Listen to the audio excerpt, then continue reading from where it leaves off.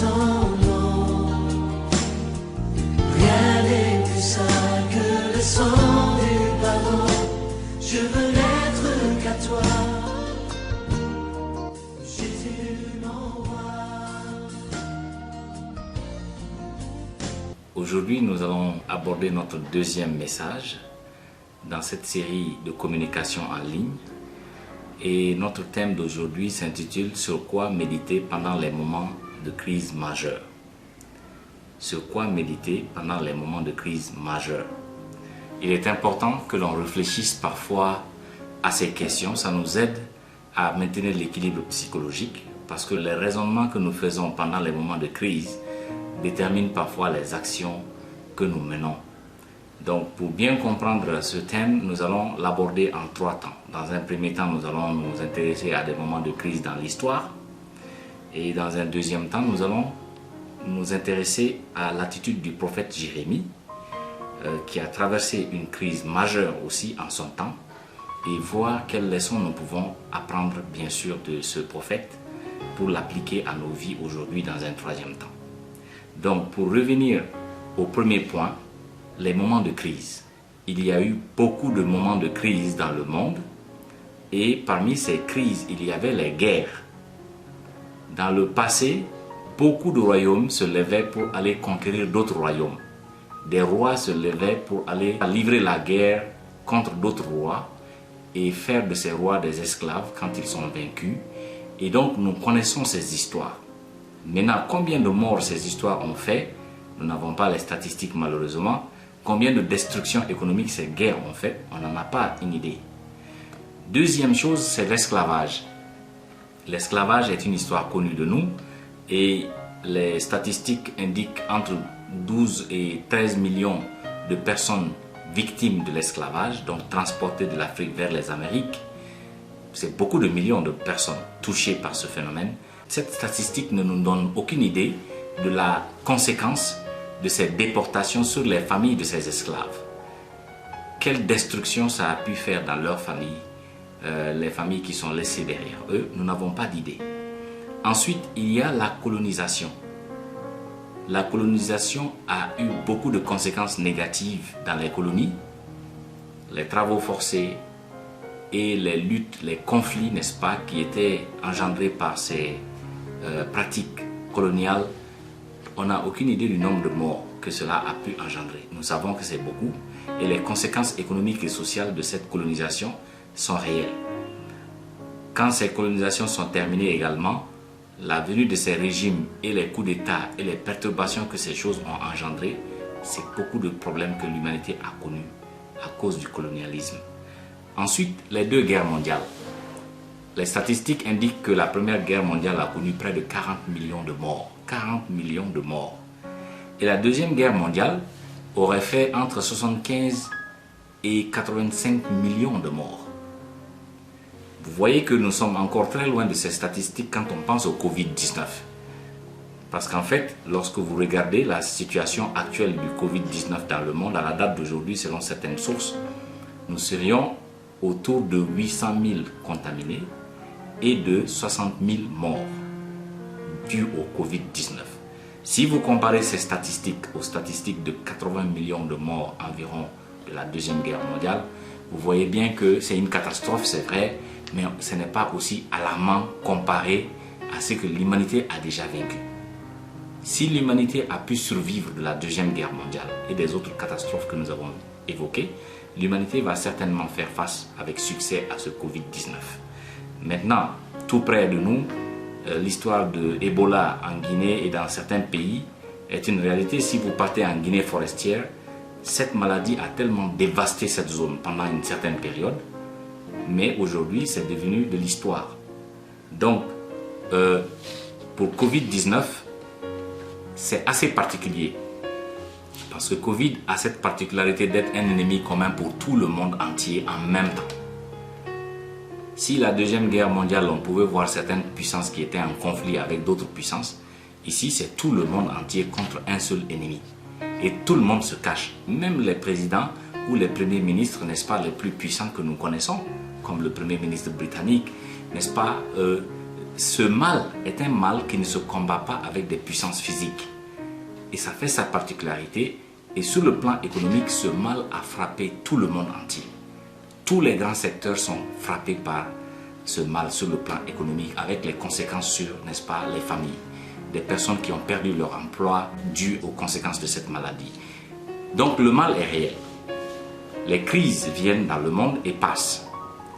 Quelle doit être notre attitude pendant les moments de crise? Nous allons prendre l'exemple sur le prophète Jérémie, comme je l'ai dit. Le prophète Jérémie a vécu dans l'histoire au moment où les Babyloniens sont venus conquérir Jérusalem. Et c'était avant Jésus-Christ, 500 et quelques années avant. Ce qui s'est passé est que le prophète avait eu comme mission de la part de Dieu d'avertir le peuple contre leur comportement que Dieu n'aimait pas et leur avertir que s'ils n'arrêtaient pas leur comportement, un royaume étranger viendra dominer le peuple, détruire le temple, détruire Jérusalem et emporter le peuple en esclavage.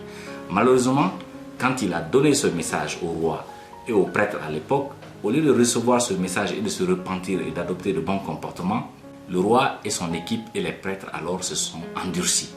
Ils n'ont pas changé de comportement et le peuple pratiquait des choses abominables telles que consacrer leurs enfants vivants même à des idoles. Donc, la catastrophe que Jérémie avait prédit est arrivée. Mais avant que la catastrophe n'arrive, Jérémie même avait déjà été emprisonné, bastonné, n'est-ce pas, torturé, parce qu'il livrait un message que les autorités ne voulaient pas entendre. Donc, il traversait déjà un moment de crise avant que l'ennemi même n'arrive. Et pendant qu'il était en prison, dans des conditions dramatiques, c'est en ce moment que la prophétie se réalise. Babylone vient envahir Jérusalem, ils détruisent le temple, ils tuent les gens, ils emportent des esclaves.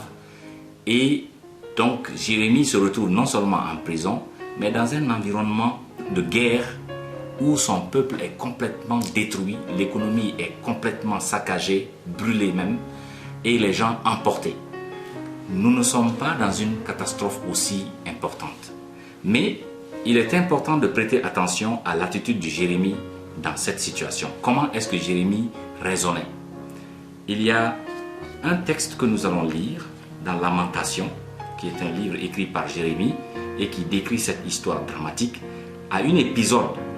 Il dit ceci dans Lamentation chapitre 3 au verset 19. « Quand je pense à ma détresse et à ma misère, à l'absinthe et au poison, quand mon âme s'en souvient, elle est abattue au-dedans de moi. » Donc, dans ces deux versets, Jérémie nous fait comprendre que lorsque lui, il pense aux tortures, aux difficultés dans lesquelles il se trouve, s'il focalise son énergie et sa réflexion sur ses problèmes, son âme est abattue au-dedans de lui. Il perd tout espoir. Le courage s'en va. L'espoir n'est pas là. Mais par contre, il a décidé d'adopter plutôt une attitude d'optimiste. À partir du verset 21, il dit ceci.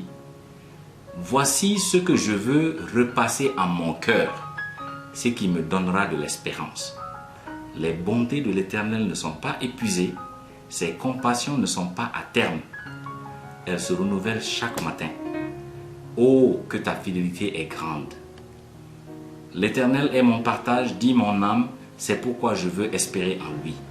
L'Éternel a de la bonté pour qui espère en lui, pour l'âme qui le cherche. » Et enfin, au verset 26, « Il est bon d'attendre en silence le secours de l'Éternel. » Donc, dans cette deuxième partie, on voit clairement que le prophète Jérémie a délibérément décidé de rester positif, malgré la circonstance catastrophique dans laquelle il se trouvait.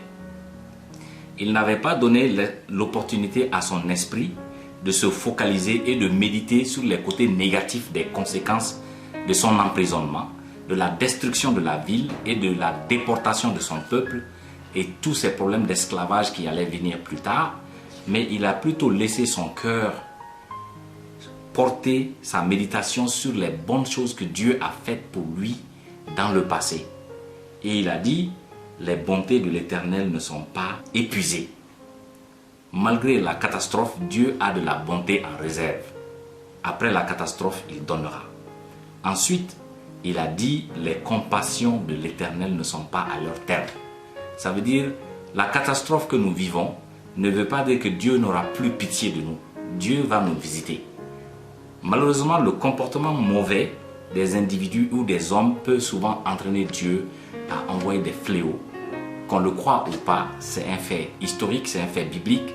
Dieu, quand il est en colère parce que les gens se détournent trop de ses voies, il y a certaines choses qui peuvent arriver.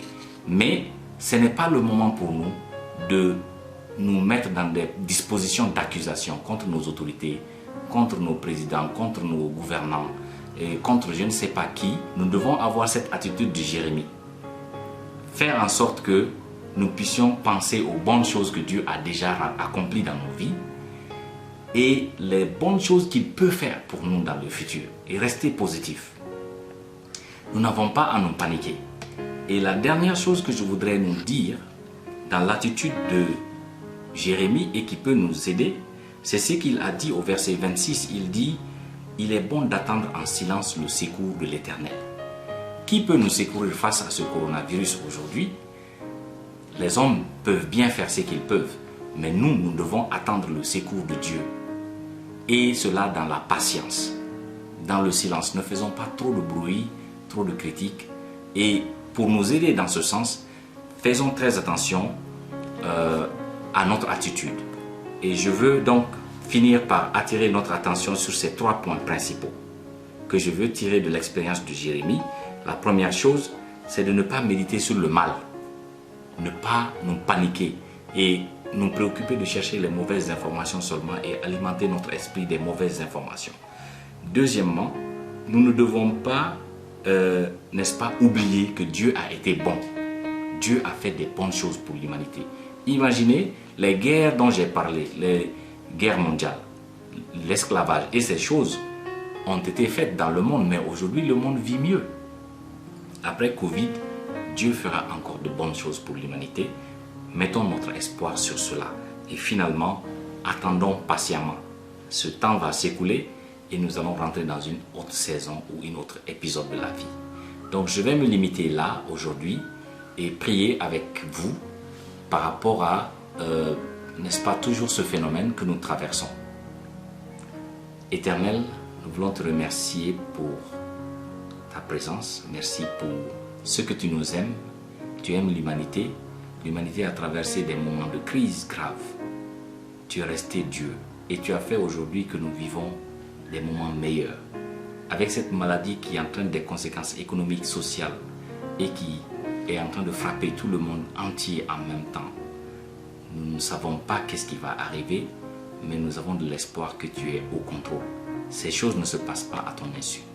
Et nous prions que tu viennes au secours de chaque personne qui écoute ce message, où qu'elle soit, afin que ta présence soit notre réconfort. Au nom de Jésus, j'ai prié. Amen. Je vous remercie pour votre écoute et nous allons donc nous retrouver pour la 3e épisode. À la prochaine. Merci. Rien n'est plus sain que le sang du pardon. Je veux n'être qu'à toi. Jésus, mon roi.